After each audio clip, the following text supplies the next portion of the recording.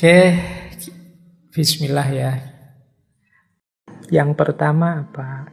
Kebebasan sejati justru terletak pada pemahaman kita terhadap batas. Nah ini kan bertentangan antara bebas dengan batas. Orang bebas itu orang yang tidak mau diberi batas. Tapi justru kalau mengikuti filosofi yin dan yang, kebebasan yang sejati itu kalau kita ngerti batas. Kalau kita tidak ngerti batas, mana bisa kita bebas? Makna pertamanya adalah, kalian bebas itu kan harusnya ngerti. Bebas dari apa? Bebas melawan apa? Bebas dalam hal apa? Dari apa? Dalam hal apa? Ini kan batas-batasnya. Kalau kalian tidak ngerti batasnya, kalian tidak akan tahu sudah bebas apa belum. Misalnya Indonesia merdeka, itu kan garis batasnya adalah ketika dia berhasil mengusir penjajah. Nah, kalau penjajahnya sudah terusir, barulah kita bisa disebut bebas. Lalu batasnya kebebasan itu adalah terusirnya penjajah. Kita tahu, ketika penjajahnya sudah terusir, ini berarti aku sudah bebas. Jadi bebas itu justru ketika kita tahu batasnya. Itu makna yang pertama. Makna yang kedua adalah hidup ini betapapun ada batasnya. Jadi ada titik-titik di mana kita tidak bisa menjangkau. Maka silahkan mematok kebebasan, silahkan memancang ingin bebas, tapi harus sadar kekuatanmu sampai mana, kemampuanmu sampai apa, kebisaanmu sampai mana. Karena kalau tidak, justru kebebasan itu akan jadi belenggumu. Misalnya, saya bercita-cita untuk punya hotel sampai tingkat 100 misalnya. Itu kan, itu hakmu bebas memancang itu. Tapi kamu juga harus tahu batas pada saatnya. Jadi, karena kalau engkau tidak tahu batas, justru rumusmu untuk punya hotel sampai tingkat 40 itu jadinya bukan kebebasanmu, tapi justru manifestasi keterpenjaraanmu, manifestasi keterbelengguanmu. Engkau sedang dibelenggu oleh cita-citamu, mimpimu, keinginanmu. Nah, jadi untuk bebas kita harus tahu batas diri kita. Berharap oke, bermimpi oke, tapi sambil cerdas memanage batas. Oh iya Pak, saya itu kuat di sini, lemah di sini. Jadi saya ingin punya cita-cita ini. Insya Allah kalau ini akan bisa saya wujudkan. Nah, ini bebas. Tapi ketika kalian matok yang tidak sesuai dengan kapasitasmu, misalnya saya ingin Pak, tahun depan saya sudah lulus kuliah ini. Sekarang semester berapa Mas? Sekarang semester 2 Pak. Itu kamu berarti tidak bisa ngukur, tidak ngerti situasimu. Kamu tidak ngerti, tidak tahu batasmu. Kalau hari ini mahasiswa kuliah itu butuhnya sekitar paling cepat itu bisa 6, bisa 7 semester. Kalau kamu masih semester 2, apa, tidak bisa. Kalau kamu matok pengen lulus semester 3, bisa-bisa kamu nanti stres sendiri. Yang kamu anggap kebebasanmu bisa jadi lahirnya malah belenggu. Kamu terobsesi, berambisi, akhirnya stres. Maka kebebasan yang sejati justru terletak pada pengetahuanmu tentang batas. Baik, terus saat sesuatu terlalu dominan, maka kebalikannya juga akan tumbuh. Ini ada hukum bahwa Kalau kita terlalu menekan sesuatu, justru yang sangat kita tekan-tekan, kita sembunyi-sembunyikan itu pada saatnya akan keluar, muncul, meledak. Atau saat sesuatu terlalu dominan, maka kebalikannya juga akan tumbuh. Ketika ada titik di mana orang bebas sebebas-bebasnya, biasanya kemudian muncul kontranya. Cara berpikir, cara hidup yang ekstrim sebaliknya. Terikat seterikat-terikatnya. Ingin diatur, ingin ngatur A sampai Z. Ketika orang tidak bisa diatur, ngawur-ngawurnya biasanya terus kebalikannya muncul. Ada orang yang muncul ingin ngatur sengatur-ngaturnya A sampai Z. Jadi ketika sesuatu terlalu dominan, maka kebalikannya juga akan tumbuh. Jadi ini salah satu prinsip yang berhubungan dengan yin yang. Kalau misalnya kita menjalani hidup dengan milih yang seneng-seneng saja, yang dominan senengnya, biasanya secara tidak sadar kita sedang menyuburkan kutub yang sebaliknya. Sebentar lagi mungkin kesedihan-kesedihan akan muncul. Jadi karena dominan di satu kutub, kita melihat itu saja, biasanya kita lupa bahwa kutub yang lain juga sedang tumbuh. Semakin murid kita atau semakin anak kita misalnya, kita awasi terus, kita ancam-ancam terus, kita atur-atur terus, biasanya kemudian kita tidak sadar, dia akan mengambil sudut-sudut tertentu ketika dia bebas, kemudian melakukan apa yang kita larang di luar pengawasan kita. Jadi saat sesuatu terlalu dominan, maka kebalikannya juga akan tumbuh. Kebebasan yang tanpa batas pada gilirannya juga akan menumbuhkan orang-orang yang ingin memaksakan batas pada hidup kita. Ini prinsip yang juga modelnya adalah yin dan yang. Kemudian, semakin besar harapan, semakin besar ketakutan. Nah, ini prinsip yin yang juga. Jadi makanya harapan itu jangan berlebihan. Karena di balik harapan yang berlebihan tersembunyi ketakutan-ketakutan yang berlebihan, sebaliknya juga begitu.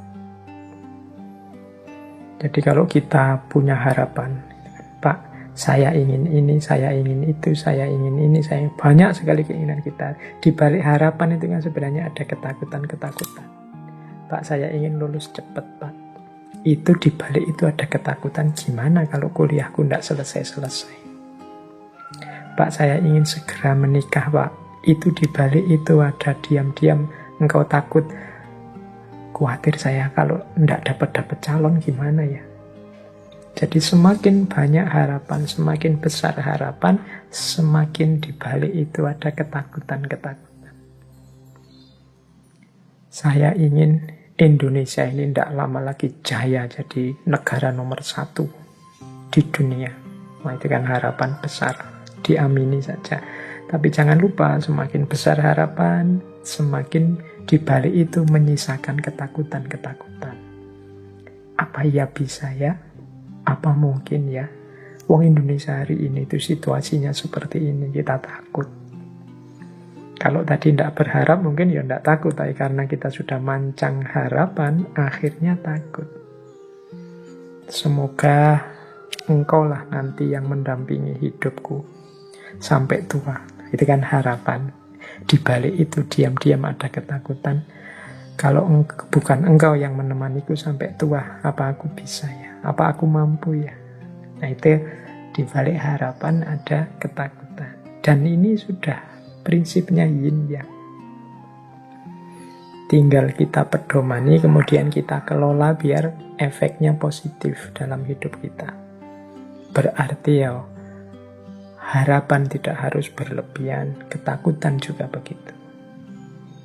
Biar tidak bandul baliknya justru menghancurkan kita. Jadi karena terlalu besar harapan, akhirnya juga ketakutannya terlalu besar. Ketika harapan dan ketakutan terlalu besar, ya beban hidupmu akan sangat berat. Diikuti saja tadi, wuwe, ritmenya alam. Hidup yang pas saja, yang sederhana, diikuti alirannya air. Nah, terus yang keempat, dari paket kedua wisdom kita, teman-teman mungkin pernah dengar ya istilah dunia akhirat. Ini juga seperti yin dan yang. Jadi, mana positif, mana negatif, ini tergantung orangnya yang memposisikan. Tapi ada pernyataan begini, dunia adalah ladang bagi akhirat.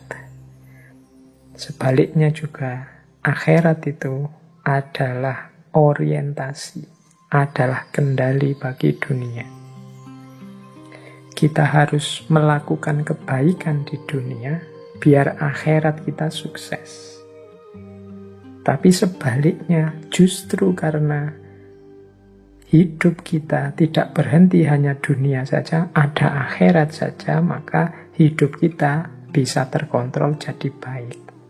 Kalau tidak ada akhirat, mungkin kita hidupnya sak seneng-seneng kita sendiri. Loh, itu sebenarnya yang menentukan itu dunianya apa akhiratnya? Nah, ini kalau pakai logika yin yang, ya baik dunia maupun akhirat, itu dua-duanya saling berpengaruh, saling menentukan. Dalam kehidupan dunia ada kandungan ukhrawi akhirat. Kemudian dalam perjalanan kita berorientasi pada akhirat, kita perlu dunia. Dunia adalah ladang akhirat. Berarti kalau kita mengurusi dunia agar beres, bukan berarti kita melupakan akhirat. Karena beresnya dunia berarti beresnya perjalanan kita menuju akhirat. Demikian juga kalau kita ingin dunia kita baik, berarti kita butuh orientasi, kita butuh kendali dari adanya kehidupan akhirat. Jadi ini saling mendukung. Sukses kita di dunia adalah sukses akhirat. Keberhasilan kita berorientasi pada akhirat pada akhirnya akan membuat dunia kita baik. Ini yang saya sebut saling mempengaruhi, saling mendukung. Kan ada Pak orang itu yang menghancurkan dunianya demi akhiratnya. Ya mungkin perlu dilihat yang disebut menghancurkan itu.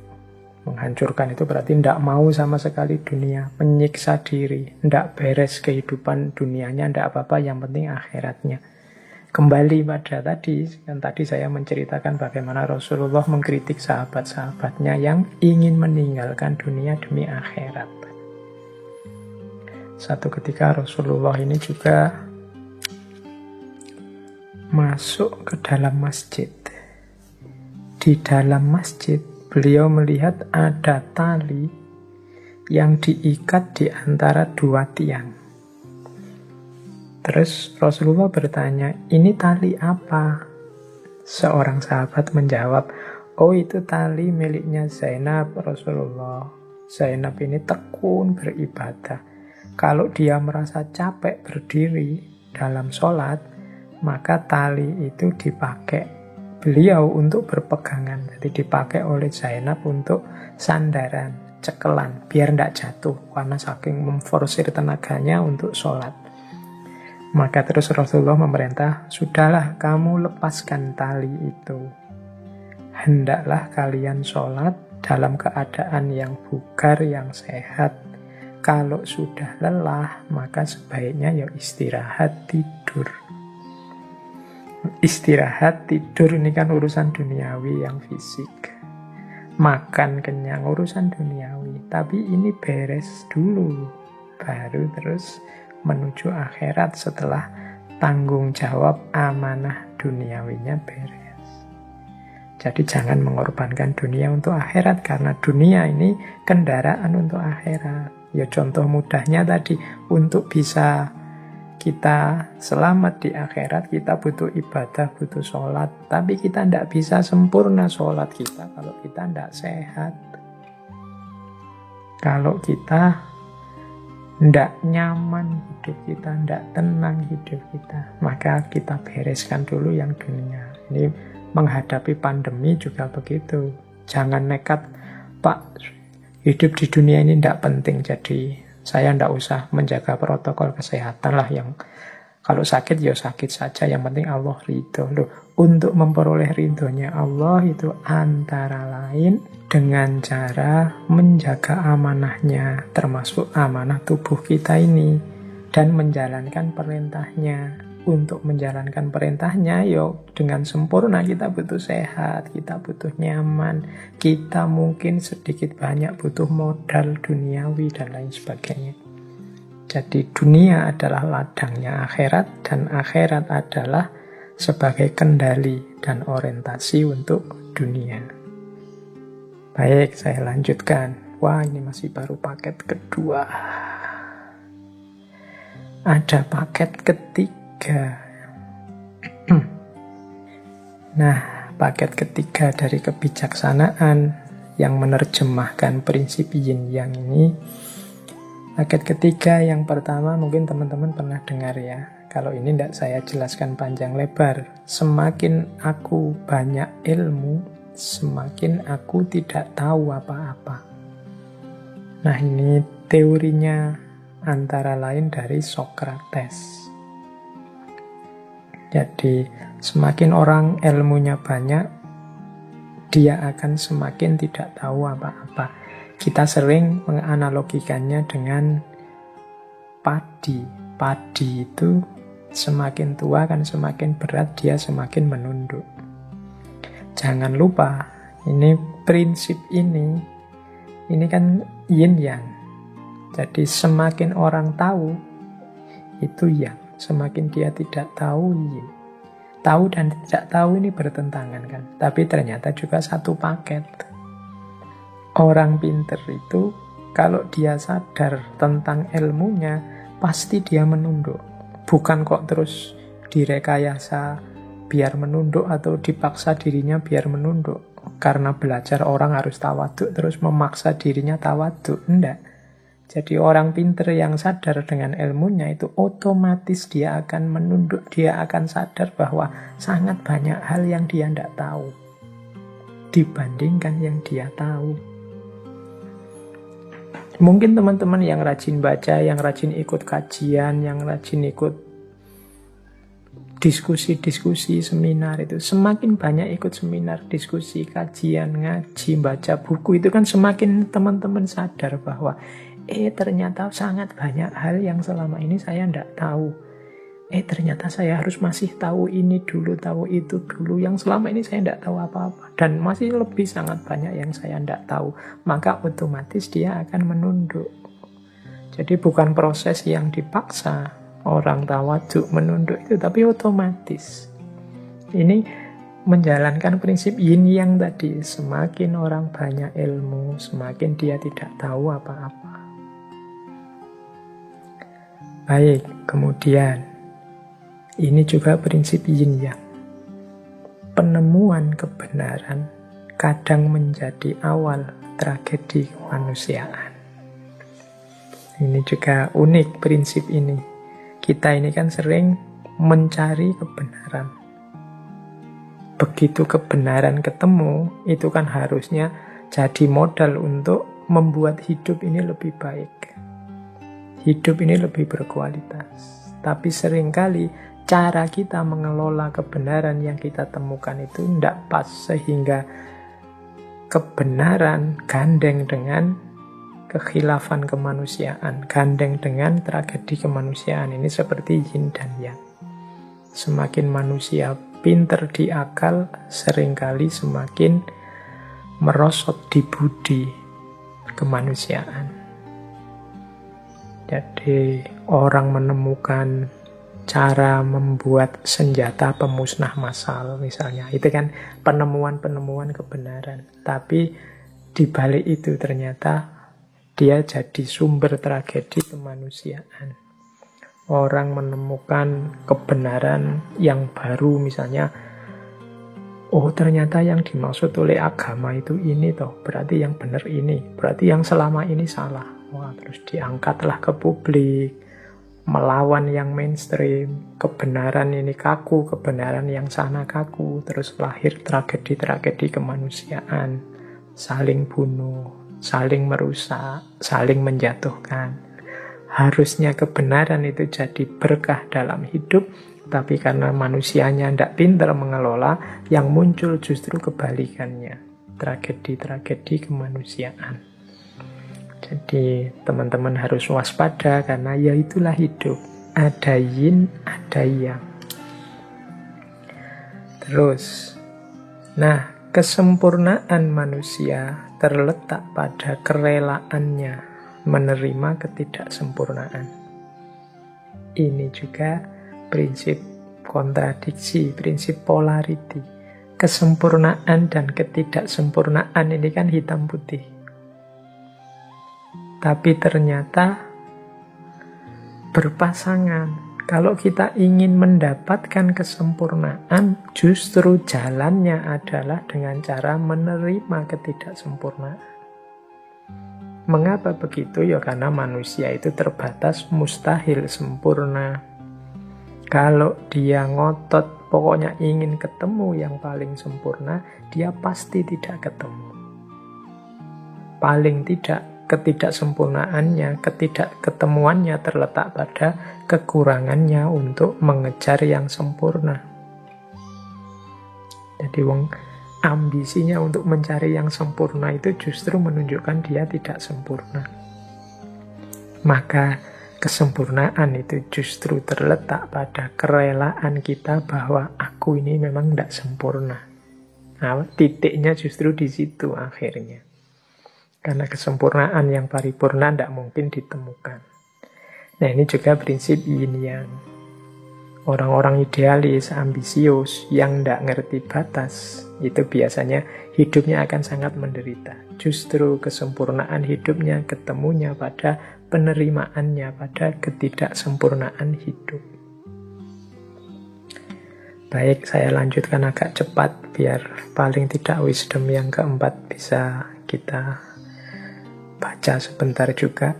Di balik kemenangan ada beban. Di balik kekalahan ada kebebasan. Ini juga prinsip penting. Hidup kita itu kan sering kita ukur dengan siapa menang, siapa kalah. Kalau kalah, kita sedihnya luar biasa. Kalau menang, kita ekstase, melonjak-lonjak gembira. Kita lupa bahwa hidup ini yin dan yang. Gandengannya menang itu beban, gandengannya kalah itu kebebasan. Silakan diambil contoh, misalnya pilkada, saingan, ada yang menang, ada yang kalah. Loh, yang menang ini kan seneng sekarang, tapi jangan lupa setelah menang itu dia ketemu dengan beban-beban hidup yang banyak untuk ngurusi rakyatnya. Sementara yang kalah justru dia bebas. Dia tidak harus bertanggung jawab pada apapun, wong dia kalah. Dulu zaman saya sekolah SD sering ikut acara yang sekarang mulai jarang, cerdas cermat. Semakin saya menang, harus semakin mempersiapkan diri lagi untuk cerdas cermat selanjutnya. Dari level sekolah harus nanti tanding lagi level kecamatan. Kalau level kecamatan menang, tanding lagi level kabupaten dan seterusnya. Di balik kemenangan ada beban. Tapi kalau saya kalah, ya selesai. Bebas, aku bisa main, bisa santai-santai. Jadi di balik kemenangan ada beban, di balik kekalahan ada kebebasan. Yang kalah tidak akan ditanya, tidak akan dimintai pertanggungjawaban, tapi yang menang harus menuntaskan, mempertanggungjawabkan beban yang harus dia sandang. Jadi ini prinsip yin yang juga, teman-teman. Jadi kalau berarti apa? Yo kalau menang tidak harus jumawa, tidak harus merasa besar, merasa gembira yang berlebihan. Jangan lupa setelah itu ada beban dan tanggung jawab yang harus ditunaikan. Sementara yang kalah Jangan terlalu sedih. Bahkan mungkin kalau melihat bahwa engkau sekarang bebas, itu mungkin alhamdulillah lah, bersyukur. Sekarang tidak ada tanggung jawab lagi, tidak ada beban apa-apa lagi. Sudah terlanjur kalah. Kalian misalnya yang kuliah, lulus tercepat, terbaik, menang kalian. Tapi jangan lupa di balik kemenangan itu ada sudut sisi kebalikannya. Di situ ada beban tanggung jawab. Sementara kalian yang mungkin kuliahnya gagal, kena DO atau dipecat oleh kampusnya, ini kan sebentuk kekalahan. Tapi justru setelah itu kan kamu bebas. Tidak ada lagi dikejar-kejar dosen, tidak ada lagi tugas macam-macam, tidak ada lagi tuntutan macam-macam dari kampusmu. Di balik kekalahan ada kebebasan, yang menang ada beban, dia harus melakukan ini, melakukan itu. Khawatir nanti kalau orang itu kan lulusan terbaik kok kayak gitu. Kamu dulu IP paling tinggi, sekarang kerjaannya cuma itu, dan lain sebagainya. Nah, itulah hidup. Maka luweslah, terbukalah. Tidak usah terlalu kaget dengan dinamika-dinamika hidup yang macam-macam tadi. Ternyata di balik yang menang ada beban, di balik kekalahan ada kebebasan. Nah, kita lanjutkan lagi. Sekarang kelompok wisdom yang keempat. Ini saya tidak sangat detail menjelaskan filosofi yin yang ini secara historis. Saya tarik saja langsung ke arah kebijaksanaan, prinsip-prinsip hidup, wisdom. Bagi teman-teman yang ingin membaca lebih detail bagaimana manifestasi yin yang dalam ranah pengobatan atau ranah tenaga dalam atau tata hidup, cara makan, menu dan macam-macam itu ya monggo dijelajah di banyak referensi. Saya mengambil bagian-bagian yang sekiranya lebih universal sifatnya dari prinsip yin yang ini. Baik, kita lanjutkan kelompok wisdom selanjutnya. Kebahagiaan itu lahir saat kita tidak lagi menginginkan kebahagiaan. Ini unik ya, seperti kesempurnaan tadi. Kesempurnaan itu muncul saat kita menerima ketidaksempurnaan. Bahagia juga begitu. Begitu kita tidak mengejar-ngejar kebahagiaan, saat itu juga kita bahagia. Berarti apa? Kita tidak mengejar lagi. Kita menikmati saja apa yang kita nikmati, apa yang kita punya sekarang. Berarti kebahagiaan itu justru ketika tidak dicari, dia datang dalam hidup kita. Tapi ketika kita kejar-kejar, kita cari-cari, menunjukkan justru kita tidak bahagia. Jadi bahagia itu tidak usah menunggu besok, tidak usah diberi parameter macam-macam. Ketika kita beri ukuran macam-macam, justru nanti sebenarnya menunjukkan kita belum atau tidak bahagia. Orang yang merasa tidak bahagia, padahal seharusnya dia sudah bahagia dengan situasi hidupnya saat ini, ya bisa dikatakan dia ini tidak bersyukur. Hari ini mungkin kita banyak sekali kesulitan-kesulitan karena bencana, karena macam-macam. Maka kita punya mimpi-mimpi, wah seandainya bencana ini selesai aku akan bahagia, seandainya banjir ini surut aku akan bahagia. Jadi masih nunggu besok, nanti banjirnya surut, kita punya target lagi, wah ini kalau ada yang bantu bersih-bersih rumah setelah banjir ini, wah aku lebih bahagia lagi. Nanti begitu bersih-bersih selesai, nanti ada meja kursinya yang rusak, perabotannya rusak. Wah ini seandainya punya uang untuk beli perabotan yang baru, aku akan bahagia. Perabotannya ada, nanti keinginannya nambah lagi. Terus kalian mengejar kebahagiaan, tidak sempat bersyukur, tidak sempat menikmati hidup.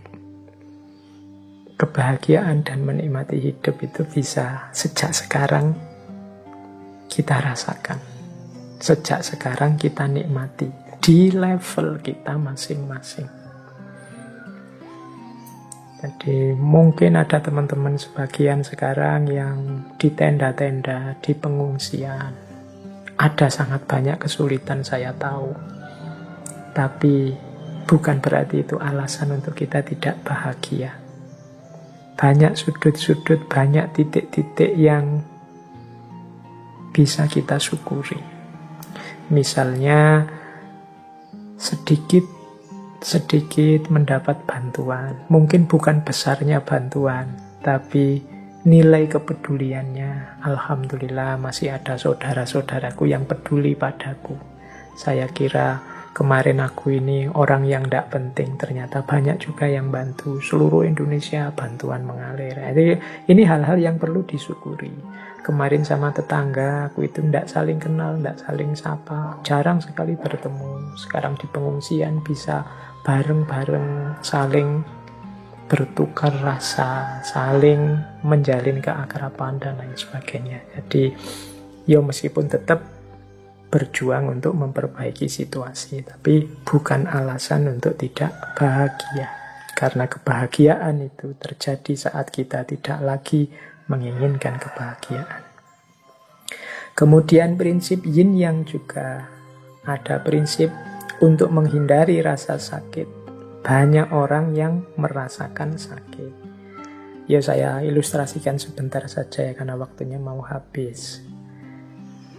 Misalnya karena kita salah pola hidup kita selama ini, akhirnya kolesterol kita naik.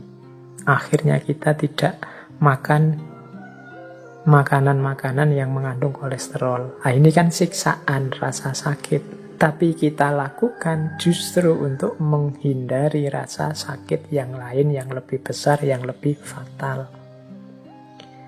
Untuk menghindari terpaan virus corona, kita membatasi hidup di dalam rumah. Ini kan menyakitkan, tidak bisa keluar-keluar. Tapi dengan itu kita terhindar dari sakit yang lebih fatal. Nah, terus prinsip, semoga itu sudah bisa ditangkap. Jadi untuk menghindari rasa sakit, banyak yang merasakan sakit. Vaksin itu menyakitkan sebenarnya, wong disuntik. Apalagi bagi yang tidak berani suntik, itu mengerikan. Tapi harus mau sakit, biar terhindar dari rasa sakit yang lebih besar. Nyapu di rumah itu kan sakit, capek. Tapi dengan kita rajin nyapu-nyapu, bersih-bersih di rumah, penyakit yang lebih besar, lebih fatal bisa terhindar. Ini yin dan yang. Jadi untuk menghindari sakit justru melalui jalan merasakan sakit. Nah, terakhir, ini saya ambil terakhir saja ya. Nanti beberapa quotes kita skip, kapan-kapan kalau ada waktu kita lanjutkan lagi. Semakin kita mengontrol orang dengan ketat, semakin situasinya akan kacau.